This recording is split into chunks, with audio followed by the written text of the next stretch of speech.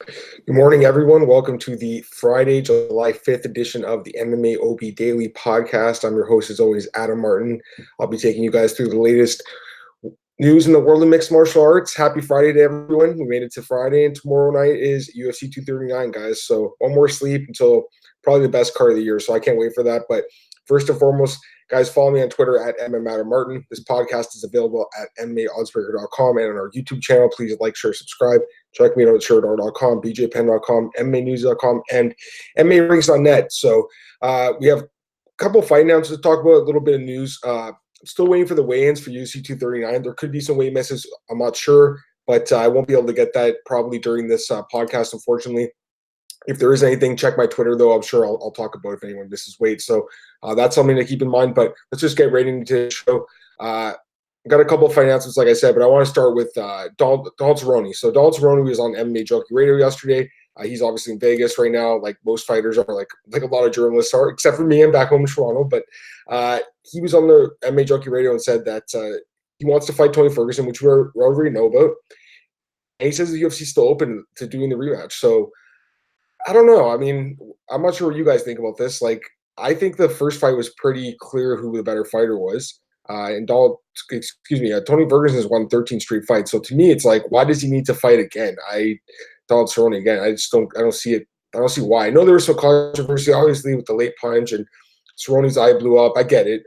It was a great fight too. It was an awesome fight. But to me, it's like, why would you, if you're Tony Ferguson, why sign that contract to take that fight? I know at the end of that first fight, he said, yeah, I'm interested in the rematch, but now, like, we're over a month afterwards. If I'm him, I'm just waiting till September. I mean, at this point, why not wait an extra 2 more months and see what happens between Khabib and Dustin Poirier at UFC 242? If I'm Tony Ferguson, like, he clearly is the number one contender. He deserves a title shot easily. I don't know. I don't see why he'd risk his standing at division. Like, who knows how a rematch would go? I would still pick Tony Ferguson, but who knows? Maybe Donald Cerrone could have a better night. To me, it's just too risky. So, yeah, I understand why Dalton wants that fight again. He wants to get that win back. And if he beats Tony Ferguson, he'd be next in line. So it makes a lot of sense for him to say that. But to me, it's not the right fight to make. Having said that, if the UFC is really desperate for main events for some of these cards coming up, that's why they probably want to do this fight. It is telling that he says the UFC is still open to doing this fight instead of saying, hey, Don, we're going to find another matchup for you. And there's tons of other matchups I think that he could potentially have instead. But they still seem to be open to this rematch with Ferguson. It'd be a good fight. The first one was great, like I said, but I just feel like Tony deserves that title shot, and there's other fights for Donald Cerrone. That's my take on it. I'm curious to see what you guys say. If you want, leave a comment about that. But personally, I think there's other fights to make, including one against Conor McGregor, who Donald Cerrone did talk about as well. And Donald Cerrone said that Conor McGregor's turned him down like 3 or 4 times now. And he said the last time they were supposed to fight, I believe a few months ago it was rumored, he said that Conor wouldn't sign the contract. So we're obviously hearing it for Donald Cerrone's side. Who knows what's going on with Conor? But here's the fact. Conor hasn't fought in a couple years now. He hasn't fought in a long time. So, no, sorry, I should say a year. It's basically been a year since the Hakeem fight. It's been a while. It's been since last October, and we haven't had any fight news. So it's been almost a year. And, with the year before that, he had the Floyd Mayweather fight, and then before that, he had the Alvarez fight. So he's basically had like one fight in the last 2 years in MMA.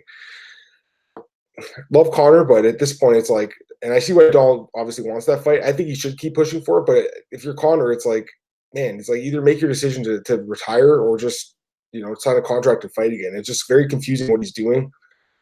He's allowed to fight now, so his suspension's over. It's like, just sign a contract, man. Habib's going to fight before Conor. Habib's the one who jumped out of the cage. So it's kind of weird, right? Like, I don't know what's going on with him. He obviously has a ton of money. He doesn't need to fight, but I think he still does love fighting, and I still think that he will fight again. But it's like he's kind of like taking a long time to make this call to come back. If he does come back, I think the Cerrone fight does make a lot of sense. It makes more sense to me than the Ferguson fight, personally. Especially when there's 2 other lightweights off the board. And that segues really nicely into the fight announcements here. So the UFC announced a really big lightweight fight for UFC 242. And who knows, potentially, if there's an injury to one of the guys in the main event, one of these guys could step up. I don't think they deserve it, but who knows? Edson Barboza is fighting Paul Felder in a rematch at UFC 242. I was actually surprised that this fight announcement was made just because they fought before. They fought before back in 2015. I remember this fight very vividly. It was a great fight.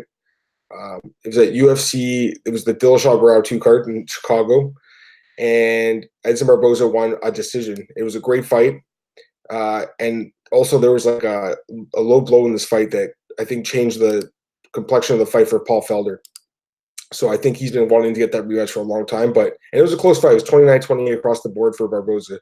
Pretty competitive fight. I'm still surprised they did the rematch though. Like I feel like there was other fights. Like there's a lot of matchups out there right now. And another guy I didn't mention was Justin Gaethje, by the way. I mean, he could easily step in and fight someone like Donald too. So or Conor even. There's just still Justin sitting around. He's got to get a big fight. He deserves it. But as far as the Barboza and Felder fight, I mean, maybe it's a sign of that these other guys are going to get a fight booked very soon. The UFC's like, hey, well, you guys don't have fights booked. Let's do you guys against each other. Edson Barboza coming off of a knockout loss against Justin Gaethje in a fight of the night, and Paul Felder coming off of a decision win over James Vick. He's actually on a 4-fight win streak at lightweight. He had the Mike Perry loss at welterweight last summer. Split decision to Mike Perry in a weight class above, so no big deal there. But yeah, I don't mind this rematch. But again, it's like a lot of rematches lately. I like fresh matchups personally. The first fight between Felder and Barboza was great, and it was 4 years ago, so not the worst rematch ever. But there's still other fights they could have did, I think. So again, clearly the UFC is giving a kind of a hint that the other guys are going to start getting their fights booked soon. And I would assume that, if they don't say that Ferguson's next in line for the title shot, he will probably get that fight with Cerrone next or something, because you're getting other guys off the board now, and there's not too many top guys left to fight, and they all want to fight. So we'll see what happens there. But yes, UFC 242 continues to get better. I mean, even though I don't completely love the rematch, just because it's not a fresh fight, I mean, it's a good fight. Don't get me wrong. It's going to be a good fight. It's going to be a banger. That card is still really stacked, though. It's just every day I feel like there's a new fight getting announced for UFC 242. And at this point, I think it's pretty full. And I can't wait to see it, actually. Let me take a look at this card. I think it's full now. 1, 2, 3, 4, 5, 6, 7, 8, 9, 10, 11. Yeah, there's 13 fights on the card, so it's full. Of course, there could be an injury or something like that. Someone could pull out. But at this point, that card is full, and I can't wait for that card. It's going to be an amazing event. A couple other fight announcements here to talk about. UFC 240. Hakeem Dawodu returns, taking on Yoshinori Horie. So interesting fight here. Hakeem Dawodu from Calgary, I believe. As he's from Calgary, he'll be fighting in Edmonton on this card. And he's on 9-1-1 right now in MMA, 2-1 in the UFC. He had that terrible loss to Danny Henry in his debut. Got submitted in 39 seconds. Since then, back-to-back wins over Austin Arnett and Kyle Bochniak by decision. I don't know what's going on with him lately. Like, he started off his career with so many knockouts, and then lately just been going to decision. Hasn't been too impressive in the UFC, but I still think this guy's very talented. He is pretty young. He's 28 years old, so he should be in his prime. He does have really good Muay Thai, so we'll see what happens in this fight. He's taking on, like I said, Yoshinori Horie, who is making his UFC debut. He's 24 years old from Japan, 8-1 record, coming off back-to-back wins in Pancrase. He has one career loss against Issei Tamura, who was in the UFC a while ago. He actually fought TJ Dillashaw, and TJ knocked him out a bunch of years ago.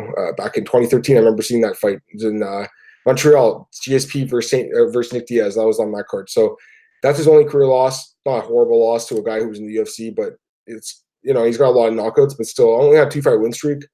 I don't know. It seems like a setup fight for Dawodu to me. The guy that's going to stand and trade with him. I got to go with Dawodu in this fight. Probably wins in impressive fashion. Maybe gets his first knockout in the UFC. I hope so anyways. There's an injury, a couple injury reports to talk about here. UFC Sacramento, John Vellante is actually injured and out of his fight against Mike Rodriguez, and now steps in John Allan. So we heard the other day that John Allan was actually signed to the UFC. He's a new light heavyweight prospect, and he will be taking on Mike Rodriguez. So Mike Rodriguez, 10-3 record. He's 1-1 in the UFC, lost the decision to Devin Clark, and then knocked out Adam Milstead in his last fight. Looked really good in that fight. I'm just pulling up John Allan here. John Allan Arte, that's what Sherdog lists him as. 13-5 record, 26 years old from Brazil. Okay, so he fought on the Contender Series against Vinicius Moreira and lost by submission, and then since then has picked up a win, actually really recently, not just recently, like literally last week against Alexandre Silva. So this guy's fresh. He just had a fight. He was actually on that Future FC card. That's the Lucas, the guy who's Johnny Walker's manager, he runs that event. So this guy is on the right card, obviously. The UFC saw that fight, and they signed him right away. Again, it's kind of strange when you see a guy he had a loss and then gets one win and gets signed. But in this case, I think they just needed the light heavyweight. There aren't many out there. The fact that he was submitted by Vinicius Moreira definitely scares me. That guy is not good. So this is obviously a different matchup against Clark, who's more of a knockout artist. This guy's been submitted 4 times in his career. I don't know if this fight goes to the ground. It might just stay standing, and then he gets a puncher's chance to win. I really don't know. I have to look into this fight a little bit more, but based on UFC experience, you'd have to think Michael Rodriguez would have the upper hand here. But who knows? I mean, maybe this guy Allan Arte is a good striker and he can knock him out. I gotta look into him a little bit more, but it's definitely curious. Whenever he's 1-1 in his last 2 fights get signed, or even guys coming off of losses getting signed. That's happened a little bit lately, which is really strange to me. All right, one other injury: UFC Uruguay. There was an injury here. Pulling it up 1 sec. The new fight is Taila Santos. Ashley Evan Smith's actually out. And Taila Santos is out fighting. Her name is Ariane Carnelossi. So Taila Santos, 26 years old, from Brazil, 15-1 record. She was undefeated and she was looking great heading into her UFC debut. And then she lost a split decision to Mara Romero Barella earlier this year. She also had a win on the Contender Series Brazil. Definitely impressive prospect looking at her resume, but that loss in the last fight hurt. Now she's taking on Ariane Carnelossi. I'm probably not pronouncing her last name right, but we'll see. She's 12-1, 26 years old as well, from Brazil. Wow, she actually is on a really nice win streak. So she actually lost her UFC debut to Amanda Ribas, who just looked amazing against Emily Whitmire. That's not a bad loss at all. Ribas looks like a solid prospect. And since then, she's won all of her fights. And another Future FC product, she won her last fight against Ketlin Souza in Future FC by body kick in the 3rd round. So that's interesting. Definitely looks like a pretty solid prospect here. I don't know. I have to look at this one more, but man, they're both pretty good fighters. I think at the same point of same part of their career, I guess. We'll see what happens, but definitely both need to prove themselves in the UFC. But definitely based on their resumes, there's a lot of promise here. One other piece of news here as far as fight announcements go. Yesterday, I reported that MMA DNA, that's Marcel Dorf, those guys, they do a great job, but he was wrong about this one, and it happens. I've been wrong about fight announcements before too. He says that, remember they were supposed to do Zubaira Tukhugov against Damir Ismagulov. Well, according to Marcel now, that fight's not happening because Zubaira doesn't want to fight Damir. He probably wants a bigger fight. And it looks like UFC 242 is full now, so maybe that's why Felder and Barboza was added to it, because they're like, hey, this fight fell apart. We need that 13th fight. Not 100% sure what happened to this one, but kudos to Marcel though for being like, hey, I put the report out there and I was wrong about it. It happens. I remember a couple years ago, I had heard that Jordan Mean was fighting Brandon Fatch, and one of his teammates told me that, and I went and reported it. And an hour later, there was another report. I can't remember what website reported it, but it was like, no, it's Bleacher Report, actually. I think it was Jerry Blotter. And he's like, no, it's a different fight. It's John Howard versus Brandon Thatch. So I was half right about that one, but it was, it happens. Like, I know how this feels. I felt terrible about that. I was like, oh, guys, I'm really sorry. Got the news wrong. You only do your best. Like, you do what your sources tell you. You have to trust your sources.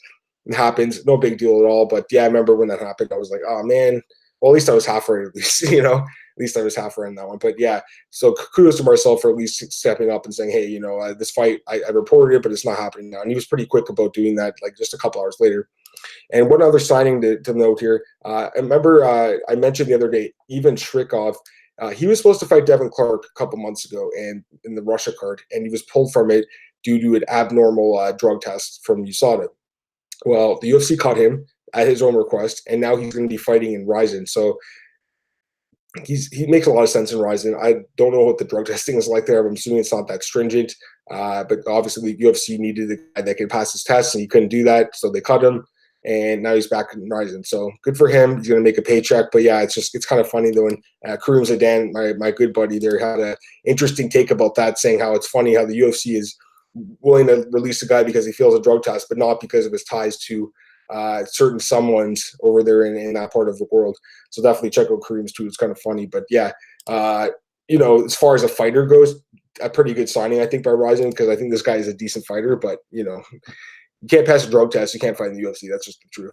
So I think that's about it for today, guys. Again, there might be some weight mishaps. Who knows? I'm taking a look at Twitter right now just in case there's something that I didn't see, but I don't think.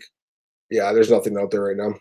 So we'll see what happens. Maybe during the day you'll see some more news about that. If there is a weight miss, definitely check my Twitter out. But either way, follow me on Twitter, guys, at MMAOB. This podcast is available at MMAOsberger.com and on our YouTube channel.